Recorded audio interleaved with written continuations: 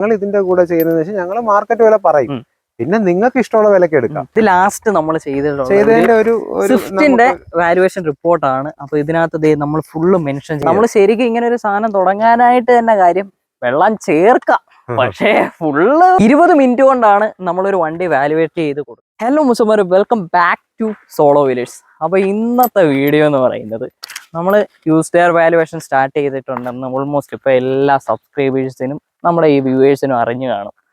അപ്പോൾ നമ്മൾ ഏകദേശം ഇപ്പോൾ ഒരു 3 മാസമായിട്ട് നമ്മുടെ ഈ ഒരു പ്രോസസ്സ് ഇപ്പം റൺ ആയിക്കൊണ്ടിരിക്കുകയാണ്. നമ്മൾ അതിൽ പല അപ്ഡേഷൻസും കൊണ്ടുവന്നുകൊണ്ടിരിക്കുകയാണ്. അങ്ങനെ ഇപ്പോൾ നമ്മൾ ഫുൾ ഓൾ കേരള നമുക്ക് ചെയ്യാവുന്ന ഫെസിലിറ്റിയിലോട്ട് ആയിട്ടുണ്ട്. അതിന് ഏറ്റവും വലിയ ഉദാഹരണമാണ് കുറേ കിടക്കുന്നത് നമ്മുടെ ടിയാഗോ EV ഇപ്പോൾ ആനന്ദേട്ടൻ ഇപ്പോൾ എടുത്തിട്ടുണ്ട്.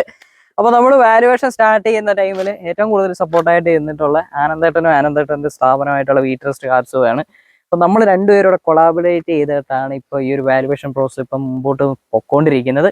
അപ്പോൾ നമ്മുടെ കേരളത്തിൽ എവിടെ വേണമെങ്കിലും നിങ്ങൾക്ക് ഇനി വാല്യുവേഷന് വേണ്ടിയിട്ട് നമ്മളെ കോൺടാക്ട് ചെയ്യാം. ഏകദേശം ഇപ്പോൾ നമ്മൾ ഒരു 25-ന് മുകളിൽ ഇപ്പോൾ വാഹനങ്ങൾ വാല്യുവേഷൻ ചെയ്ത് കഴിഞ്ഞിട്ടുണ്ട്. എല്ലാ കസ്റ്റമറും സാറ്റിസ്ഫൈഡ് ആണ്. ഒരാൾ പോലും നമ്മളെ ഇനിഷ്യേറ്റീവിനെ നെഗറ്റീവായിട്ട് പറഞ്ഞിട്ടില്ല. സാധാരണക്കാരന് ഇനിയും വിശ്വസിച്ച് വണ്ടി എടുക്കാം. അതാണ് നമ്മുടെ മെയിൻ. നിങ്ങളൊരു 50,000 രൂപയുടെ വണ്ടി എടുക്കാനാണെങ്കിൽ പോലും ഞങ്ങളെ വിളിച്ചാൽ ഞങ്ങൾ വരാൻ തയ്യാറാണ്. അല്ല നമ്മൾ ഇത്ര റേഞ്ചിലുള്ള വണ്ടിയാണോ അങ്ങനെയൊന്നുമില്ല. നമ്മൾ സാധാരണക്കാർക്ക് വേണ്ടിയിട്ട് നമ്മൾ തുടങ്ങിയ ഒരു ഇനിഷ്യേറ്റീവ് ആണ്. പിന്നെ ഇതിലൊരു കാര്യം, കുറെ ഫേക്ക് കോൾസ് നമുക്ക് വന്നിട്ടുണ്ട്. കുറെ പേര് ഇതിനെ എതിർക്കുന്നവരുണ്ട്. അവർക്ക് അവരുടെ ബിസിനസിന് ഇത് ബാധിക്കുന്നു എന്നുള്ളതുകൊണ്ട് ഒരുപാട് ഫേക്ക് കോൾസ് നമ്മളെ വിളിച്ചിട്ട് നമ്മളെ ചെയ്യുന്നുണ്ട്. നമ്മളതൊന്നും മൈൻഡ് ചെയ്യുന്നില്ല. നമ്മൾ ആർക്കും ഒരു ഒഫൻസീവായിട്ട് നമ്മളൊന്നും ചെയ്യുന്നില്ല. നമ്മൾ ഈ പറയുന്ന കണക്ക് ഒരു കസ്റ്റമറിന്റെ വണ്ടി നോക്കുന്നു, നമ്മൾ അതുകൊണ്ടാണ് അതിന്റെ ബൈറ്റ്സ് പോലും ഇടാത്തത്. അപ്പം ഇതുകൊണ്ട് ഉപജീവനം ചെയ്യുന്ന ആൾക്കാരെ അപ്പം നമ്മൾ അവരെയും ദ്രോഹിക്കുന്നില്ല, കസ്റ്റമേഴ്സിനും ദ്രോഹിക്കുന്നില്ല. എന്നാൽ പക്ഷെ കസ്റ്റമറിന് ഒരാൾ ചീറ്റ് ചെയ്തുകൊണ്ട് ബിസിനസ് ചെയ്യുന്ന അത് എത്തിക്സ് അല്ല. അതിപ്പോ നമ്മളായാലും ഈ ഉപജീവനം ചെയ്യുന്ന ആളാ, ഇപ്പൊ അക്ഷയ് ആയാലും ഇതിന്റെ വീഡിയോ എടുത്ത് ചെയ്ത് ഉപജീവനം ചെയ്യുന്ന ആളാ. അപ്പൊ നമ്മൾ ആ ഒരു ക്രെഡിബിലിറ്റി ആണ് പോണത്. അപ്പൊ അതിൽ മാക്സിമം ഈ ഫീൽഡിൽ ജെന്യൂനിറ്റി കീപ്പ് ചെയ്യാൻ വേണ്ടിയിട്ടാണ് നമ്മൾ ഈ ഒരു ഇതിലോട്ട് ഇറങ്ങി. നമ്മൾ ശരിക്കും ഇങ്ങനെ ഒരു സാധനം തുടങ്ങാനായിട്ട് തന്നെ കാര്യം വെള്ളം ചേർക്കാം, പക്ഷേ ഫുള്ള് വണ്ടിയിൽ ഒരു മൈനർ ക്ലെയിം ഉണ്ട്, അത് ഹൈഡ് ചെയ്യുന്നില്ലെന്ന് നമ്മൾ തെറ്റ് പറയുന്നില്ല. പക്ഷെ മേജർ ആക്സിഡന്റ് ഒക്കെ കഴിഞ്ഞ പല വണ്ടികളും ആക്സിഡന്റ് അല്ലാന്നും പറഞ്ഞു കൊടുത്ത് ഒരുപാട് പേരെ പറ്റിക്കുന്നുണ്ട്. ഫ്ലഡ് അഫക്റ്റഡ് വണ്ടി, കിലോമീറ്റർ ടാമ്പിങ് ചെയ്തിട്ടുണ്ട്. അല്ല, ഇതൊക്കെ കൊടുക്കുന്നതിൽ നമുക്ക് വിഷമമില്ല. അത് വിലയേക്കാൾ ആ ഒരു വിലക്ക് കൊടുത്താൽ നമുക്ക് സങ്കടമില്ല. കൊടുക്കുന്ന എല്ലാം അന്യായ വിലയ്ക്കും ആ വണ്ടി കൊടുക്കും. പിന്നെ എടുത്തു പറയാനുള്ള ഓണർഷിപ്പുകൾ 5ഉം 6ഉം കഴിഞ്ഞിട്ടുള്ള കേസ്. ഞങ്ങളിപ്പോ റീസെന്റ് ആയിട്ട് ഒരു വണ്ടി ഞങ്ങൾ എടുത്ത് ഈ പറഞ്ഞ കസ്റ്റമറിന് ആർക്കെങ്കിലും നമ്പർ പേഴ്സണലി വിളിച്ചു ചോദിച്ചാൽ കസ്റ്റമറിന്റെ നമ്പർ നമ്മൾ തരാൻ തയ്യാറാണ്. കാര്യം എന്ന് പറഞ്ഞാൽ പുള്ളിയുടെ അടുത്ത് 3rd ഓണർ എന്ന് പറഞ്ഞു കൊടുത്ത വണ്ടി 6 ഓണർഷിപ്പ് ആയിരുന്നു. പുള്ളി ഒരാഴ്ചത്തേക്ക് അത് 1,00,000 കിലോമീറ്റർ ഓടിക്കുന്നത്. അതിന്റെ ജെനുവിനിറ്റി ഒന്നും നമുക്ക് ഹിസ്റ്ററിയോ കാര്യങ്ങളോ ഒന്നും തന്നെ ഇല്ല. ആ വണ്ടി നമ്മളെടുത്ത് സ്ക്രാപ്പിന് കൊടുക്കായിരുന്നു. വണ്ടി അത്ര വണ്ടി മെൻഷൻ ചെയ്യാം. i20 ആണ് വണ്ടി എടുത്തത്. ഇതേ കണക്ക് യൂട്യൂബ് വീഡിയോ വെച്ചിട്ട് യൂട്യൂബ് ചെയ്തതോ ഡീലർഷിപ്പിലോ ഒന്നും ഞാൻ പറയുന്നില്ല.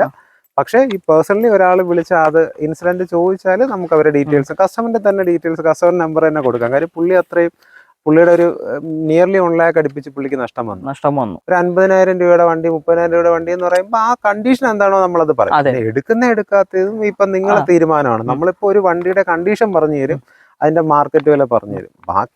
ബാക്കി റെസ്പോൺസിബിലിറ്റി നിങ്ങൾ തന്നെയാണ്. ഇപ്പൊ ഫിനാൻസിന്റെ കേസ് ആണെങ്കിലും നമ്മൾ ഫുൾ സപ്പോർട്ട്. നമ്മളിപ്പോ നിങ്ങൾക്ക് ഫിനാൻസ് ചെയ്യാൻ പറ്റുന്നില്ല, അല്ലെങ്കിൽ ഫിനാൻസിനെ പറ്റി അറിയില്ല, നമുക്കിപ്പോ സിബിൽ സ്കോർ ഒക്കെ ഇപ്പം പ്രശ്നമുള്ള ആൾക്കാരെ നമുക്കൊന്നും ചെയ്യാൻ പറ്റില്ല. നിങ്ങളുടെ റിലേറ്റീവിന്റെ കയ്യിൽ കിടക്കുന്ന ഒരു വണ്ടിയാണ്.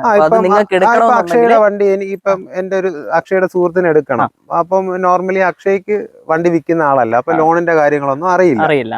അപ്പൊ അങ്ങനെയുള്ളവരെ നമ്മൾ ഹെൽപ്പ് ചെയ്യുന്നുണ്ട്. നിങ്ങൾക്ക് ഇപ്പൊ ഓൾ കേരള എവിടെയാണെങ്കിലും നമ്മൾ ലോൺ ചെയ്തു തരും. 20 മിനിറ്റ് കൊണ്ടാണ് നമ്മളൊരു വണ്ടി വാല്യുവേറ്റ് ചെയ്ത് കൊടുക്കുന്നത്. ടോട്ടല് 160 ചെക്ക് പോയിന്റ്സ് വെച്ചുകൊണ്ടാണ് നമ്മൾ ഈ ഒരു വാല്യുവേഷൻ നടത്തുന്നത്. ഇത് ലാസ്റ്റ് നമ്മൾ ചെയ്തതിന്റെ ഒരു സ്വിഫ്റ്റിന്റെ വാല്യുവേഷൻ റിപ്പോർട്ടാണ്. അപ്പൊ ഇതിനകത്ത് നമ്മൾ ഫുള്ള് മെൻഷൻ ചെയ്തിട്ടുണ്ട്. ഇപ്പം ജസ്റ്റ് വണ്ടിയുടെ ആ ഒരു നെയിം, അതേപോലെ എന്തൊക്കെ കാര്യങ്ങൾ നമ്മൾ ചെക്ക് ചെയ്തിട്ടുണ്ട്, ഇലക്ട്രിക്കലി, മെക്കാനിക്കലി, പിന്നെ വണ്ടിയുടെ അത് എന്തിനേറെ പറയുന്നുണ്ട്, നമ്മൾ വണ്ടിയുടെ ഫോട്ടോസ് ഉൾപ്പെടെ, നിങ്ങൾക്ക് ഒരു വണ്ടി വാല്യുവേഷൻ ചെയ്ത വണ്ടിയുടെ ഫോട്ടോസ് ഉൾപ്പെടെ നമ്മൾ തരും. അതായത് ചെന്ന് ഇൻസ്പെക്ട് ചെയ്തിട്ട് അതിന്റെ ഡീറ്റെയിൽസും കാര്യങ്ങള്.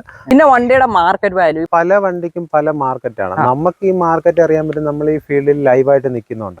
ഇപ്പൊ നിങ്ങൾ ചിന്തിക്കും ഇപ്പൊ ഒരു ഓൾട്ടോയുടെ വില 1.5 ലക്ഷം രൂപയുടെ ഓൾട്ടോ, ചിലപ്പോൾ നിങ്ങൾ അടുത്ത് നോക്കുന്ന ഒരു ഷെവർലെ ഹുണ്ടായിക്കോ അത്രയും റേറ്റ് വരത്തില്ല. അപ്പൊ നിങ്ങൾ ചിന്തിക്കുന്നത് എന്താ, ഓൾട്ടോയ്ക്ക് അത്രയും വിലയുണ്ടാ, എന്നാൽ എനിക്ക് ഈ വിലയ്ക്ക് നഷ്ടമില്ലോ. പക്ഷെ നിങ്ങൾ പിന്നെ അത് വിൽക്കാൻ പോകുമ്പോഴാണ് നിങ്ങൾക്ക് മനസ്സിലാവും നിങ്ങൾ എടുത്ത വില കൂടുതലാണെന്ന്.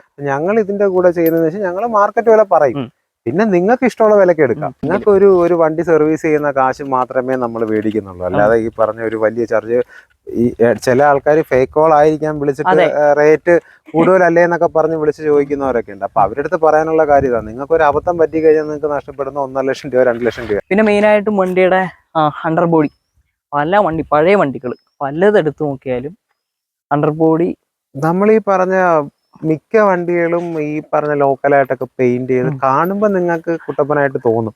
പക്ഷെ ഞങ്ങളെ കണക്കത്തെ എക്സ്പേർട്സ് വന്ന് നോക്കുമ്പോഴത്തേക്കാണ് അതിന്റെ ശരിക്കുള്ള കാര്യം അറിയാൻ പറ്റും. ഒരുപാട് ഇൻസിഡൻസ് ഉണ്ട് എന്ന് വെച്ചാൽ ഞാൻ ഈ പറഞ്ഞ 1-2 ഇൻസിഡൻസാ. നിങ്ങളിപ്പം നിങ്ങളെ ഫ്രണ്ട്സിന്റെ അടുത്ത് ചോദിച്ചാൽ തന്നെ ഇങ്ങനെ ചതി പറ്റിയ ഇഷ്ടം പോലെ കേസുകളുണ്ട്. വണ്ടിയുടെ വാല്യൂ കാൽക്കുലേറ്റ് ചെയ്യുന്നതെന്ന് പറഞ്ഞാൽ ഒരു വണ്ടിക്ക് ഒരു ബേസിക് വാല്യൂ ഉണ്ട്, അത് മൈനസ് വണ്ടിയുടെ റീഫർബിഷ്മെന്റ് കോസ്റ്റ്, വണ്ടിക്ക് എന്തൊക്കെ വർക്ക് എടുത്തിട്ട് ചെയ്യണമെന്നുള്ള അത് ബേസ് ചെയ്തിട്ടാണ്. ഇപ്പൊ ഒരു 5 ലക്ഷം രൂപയുടെ സ്വിഫ്റ്റ്, ആ വണ്ടിക്ക് ഒരു 50,000 രൂപയുടെ പണി ഉണ്ടെങ്കിൽ ആ വണ്ടിയുടെ വില 5 ലക്ഷം രൂപയായിരിക്കും. മനസ്സിലായില്ലേ? ഒരു പണിയില്ലാത്ത വണ്ടിക്ക് 5 ലക്ഷം രൂപ വിലയുണ്ട്. അപ്പൊ അതാണ് മാർക്കറ്റ് ഡിപ്പെൻസ് ഓൺ വണ്ടിയുടെ ഓണർഷിപ്പ്, അതിന്റെ ക്വാളിറ്റി, റീഫർബിഷ്മെന്റ് കോസ്റ്റ്, ഇത് ബേസ് ചെയ്തിട്ടാണ് റേറ്റ് വരുന്നത്. പിന്നെ ഒറിജിനൽ കേരള വണ്ടിയുടെ വിലയല്ല റീ രജിസ്റ്റർ ചെയ്ത് വന്ന വണ്ടിയുടെ വില. ഓരോ വണ്ടിക്കും വില വ്യത്യാസമുണ്ട്. നിങ്ങൾ എടുക്കുമ്പോൾ ഉള്ള വ്യത്യാസം തന്നെ വിൽക്കുമ്പോഴും വരും. ഈ ഫീൽഡിൽ ഏറ്റവും നിങ്ങൾക്ക് കണ്ടുപിടിക്കാൻ പറ്റാത്ത കാര്യം കിലോമീറ്റർ ടാമ്പറിംഗ് ആണ്.